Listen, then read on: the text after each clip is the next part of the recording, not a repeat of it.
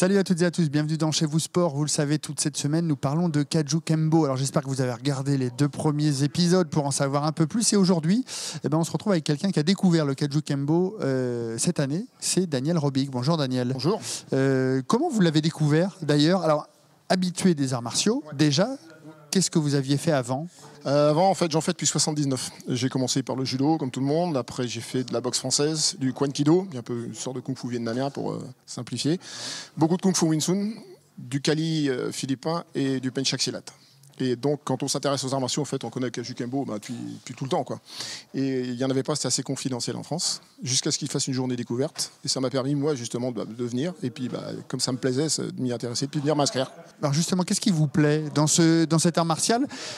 On l'a dit toute cette semaine, qui regroupe un peu de karaté, un peu de judo, un peu de tous les arts martiaux, c'est bien ça? Il y avait 5 arts martiaux en fait au départ. Ils se sont mis ensemble pour créer une self-défense hyper réaliste. C'est un style percutant, où il y a contact, contrôlé, mais contact, puisque malheureusement, dans la rue, il y aura contact, donc il faut quand même se préparer un petit peu. Mais c'est vraiment l'efficacité qui prime, en fait. Est-ce que la philosophie aussi de ce sport vous plaît? Parce qu'on en parlait avec les précédents invités. Il y a une philosophie particulière. Ça vient d'Hawaï, hein, oui, la famille, ce que me disent Oana, ça permet, on progresse en fait ensemble. C'est-à-dire qu'on aide le partenaire qui est en face, on ne va pas plus haut, on ne cherche pas à taper plus qu'il n'en faut, parce qu'il faut qu'on progresse. Si moi je progresse, vous allez progresser, et vice-versa. On n'est pas là pour se gêner, en fait. Il faut qu'on avance ensemble. C'est ça important. Il y a danger ou pas dans ce sport? Non, pas plus qu'ailleurs. Pas plus qu'ailleurs. Quand on fait du judo, on chute, on peut se faire mal, ça peut arriver. Et là, c'est contrôlé. Ça tape, ça fait du bruit, mais bon, vous voyez, je ne suis pas abîmé, j'ai rien. C'est impressionnant. Parlez-nous vos premiers essais de Kaju Kembo, justement.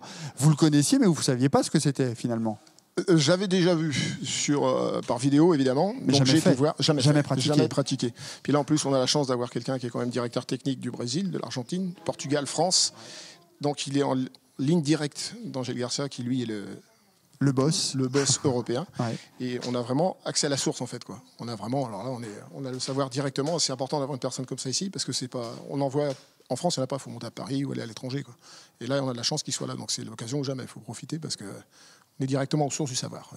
Eh ben, si vous voulez également en profiter et tenter le Kaju Kembo, c'est simple. Bienvenue, absolument. Merci beaucoup. En tous les cas, on se retrouve demain dans un nouveau numéro de Chez vous de sport concernant le Kaju Kembo. Salut.